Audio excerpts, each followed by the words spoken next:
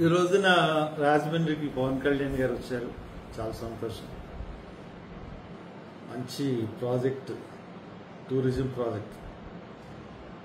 Already ఇది మా హయాంలో వాళ్ళ అన్నయ్య గారే ఈ గోదావరి ప్రాజెక్ట్ అన్నది పవన్ కళ్యాణ్ గారు హెల్త్ మినిస్టర్గా ఉన్నప్పుడే ఈ ప్రాజెక్ట్ అన్నది డిజైన్ చేయడం జరిగింది.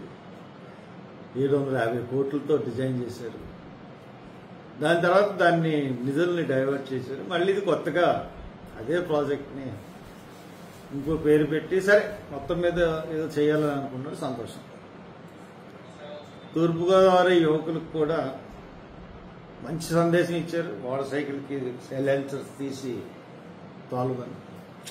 అన్నిటికన్నా విచిత్రమైన విషయం ఏంటంటే నాకు ఈవేళ అయ్యో ఈయనకి ఇప్పటి వరకు డబుల్ ఇంజన్ సర్కార్ అంటే తెలీదా అని అనుకున్నాను. నా దృష్టిలో ఆయన ఏమనుకున్నాడంటే ఆయన ఏమనుకున్నాడంటే డబుల్ ఇంజన్ సర్కార్ అంటే చంద్రబాబు, పవన్ కళ్యాణ్ ఈ రెండు ఇంజిన్లు డబుల్ ఇంజిన్ సర్కార్ అని మోడీ చెప్తా ఉన్నాడు అని అనుకున్నాడు. ఈయన అందరూ కూడా పవన్ కళ్యాణ్ కి సంబంధించిన పార్టీ వాళ్ళు కూడా బహుశా అలాగే అనుకుంటారు. డబుల్ ఇంజిన్ సర్కార్ అంటున్నాడు, ఇదొక ఇంజిన్ అదొక ఇంజిన్. మళ్ళీ మొన్న మోడీ ఉత్తరప్రదేశ్ వెళ్ళినప్పుడు ఉత్తరప్రదేశ్ ముఖ్యమంత్రి మోడీ కూడా డబుల్ ఇంజిన్ సర్కార్ అన్నారు. ఇప్పుడు ఏమో యోగి ఆదిత్యనాథ్ పక్కన కూడా డబుల్ ఇంజిన్ లేడు కదా, అంటే ఒకటే ఇంజిన్ కదా. డబుల్ ఇంజిన్ లేనప్పుడు అంటే మోడీ ఆ ఇంజిన్. ఆ గుజరాత్ వెళ్ళినప్పుడు కూడా డబుల్ ఇంజిన్ అన్నారు. అప్పుడు మనోడికి వెలిగింది. అప్పుడు పవన్ కళ్యాణ్ గారికి క్లియర్ అయ్యింది. డబుల్ ఇంజిన్ అంటే సెంట్రల్ గవర్నమెంట్లోనూ స్టేట్ గవర్నమెంట్లోనూ ఒకే పార్టీ అధికారం ఉంటే దాన్ని డబుల్ ఇంజిన్ అంటారు. ఆయన డౌట్ క్లియర్ అయిన తర్వాత ఎక్స్ప్రెస్ చేయాలి, లేకపోతే మనసు ఆగదు.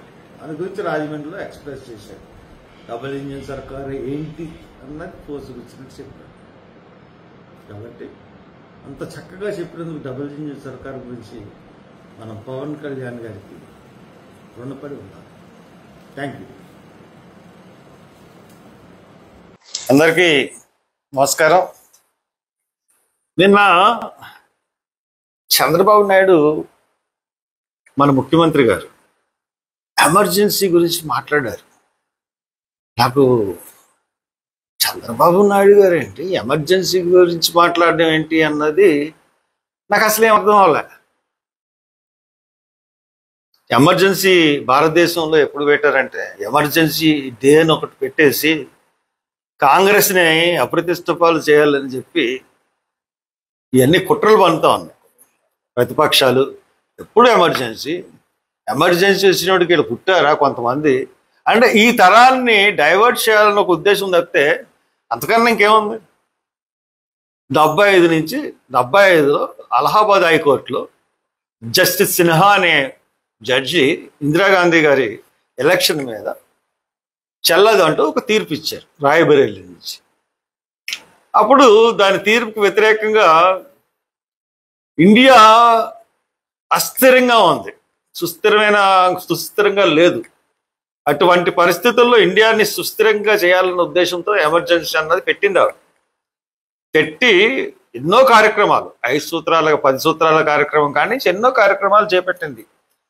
ఎందుకంటే ఆవిడ్ని పరిపాలన చేయకుండా కొన్ని కాంగ్రెస్లోనే ఉన్నటువంటి దుష్టశక్తులు అన్నీ ఏకమై ఆవిడ్ని దించాలని కూడా ప్రయత్నించినప్పుడు ఆవిడ ఎమర్జెన్సీ పెట్టిన తర్వాత 75 నుంచి 77కి వరకు ఎమర్జెన్సీ నడిచింది. తర్వాత 77లో ఎలక్షన్స్కి వెళ్ళింది ఇందిరాగాంధీ. బికాజ్ ఆఫ్ ఎమర్జెన్సీ ఆవిడ ఓడిపోయిన తర్వాత 78లో కాంగ్రెస్ పార్టీకి ఆంధ్రప్రదేశ్లో ఎలక్షన్స్ వచ్చాయి. అప్పుడు ది గ్రేట్ చంద్రబాబు నాయుడు గారు యూత్ కాంగ్రెస్లో ఉండేవాడు. మన వి హనుమంతరావు గారు కమిటీలో ఉండేవాడు. ఈయన రాజశేఖర రెడ్డి గారు ఇద్దరు. అప్పుడు ఈయన వీళ్ళకి టికెట్లు వచ్చినాయి. టికెట్ వచ్చినప్పుడు ఈయన నెగ్గాడు ఎమ్మెల్యే కింద. ఫస్ట్ టైం కాంగ్రెస్ పార్టీ నుంచి ఎమ్మెల్యేగా చంద్రబాబు నాయుడు గారు నెగ్గారు. సైమల్టేనియస్ గా రాజశేఖర రెడ్డి గారు కూడా అక్కడ కడప పులివెందుల నుంచి నెగ్గారు. సరే, ఆయన పక్కన పెడదాం. ఈయన పెట్టిన తర్వాత అంజయ్య పుణ్యం అంటూ ఈయనకి మినిస్టర్ వచ్చింది. అది కూడా రాజశేఖర రెడ్డి గారు ఇప్పించారని చెప్పుకుంటారు. మరి ఎంతవరకు నిజమో తెలియదు కానీ అప్పుడు ఈయనకి technical education minister Chandrababu Naidu గారికి 84, 85 ప్రాంతాల్లో అంజయ్య గారి క్యాబినెట్లో వచ్చింది. అంజయ్య గారి క్యాబినెట్లో ఈయనకి మినిస్టర్ వచ్చిన తర్వాత అప్పుడు ఎన్టీ రామారావు గారు ఈయన్ని గుర్తించి ఆయన పార్టీ పెట్టినప్పుడు ఈయన్ని ఆయన కూతురుని పిచ్చి పెళ్లి చేశారు.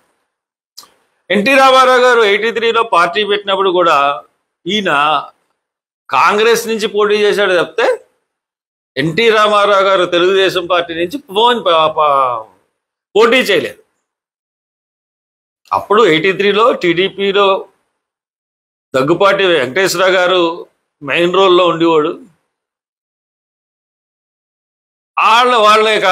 ఈయన కాంగ్రెస్లో ఉండేవాడు. కాంగ్రెస్ 83లో ఎన్టీ రామారావు గారు నెగ్గిన తర్వాత మెల్లిగా ఆయన దగ్గరికి చేరువయ్యాడు. ఈయన కాంగ్రెస్లో పుట్టి కాంగ్రెస్లో పెరిగి కాంగ్రెస్లో మంత్రి పదవి చేసి కాంగ్రెస్లో పెళ్లి చేసుకుని ఎమర్జెన్సీ టైంలో అంతా కాంగ్రెస్లో ఉండి ఎమర్జెన్సీ గురించి మాట్లాడుతున్నాడు. వేదాలు వల్లించినట్టుగా ఆయనకి ఎమర్జెన్సీ గురించి మాట్లాడే అర్హత అన్నది లేదు. నిన్న ఆయన ఏదో పుట్టుక నుంచి కాంగ్రెస్కి వ్యతిరేకమైనట్టు ఏదో బాధతో మాట్లాడుతూ ఉన్నాడు. నీ అమ్మాయి యాక్టింగ్ ఈయనేంద్ర ఎలా మాట్లాడుతున్నాడని చెప్పి చాలా జాలి అనిపించింది చూసేవాళ్ళు. ఆ చూసేవాళ్ళు అందరూ అనుకుంటారు పుట్టుక నుంచి కాంగ్రెస్ వ్యతిరేకమేమో. కాంగ్రెస్ పార్టీకే నీకు పెట్టింది చంద్రబాబు నాయుడు గారు. అది మర్చిపోయి మాట్లాడకండి. మీరు ఎందుకు 50 రోజుల ఎఫెక్ట్ అని మాకు తెలిసింది అంతాను. కాబట్టి మీరు ఆ రకంగా ఉండమని చెప్తా ఉన్నారు. ఓకే.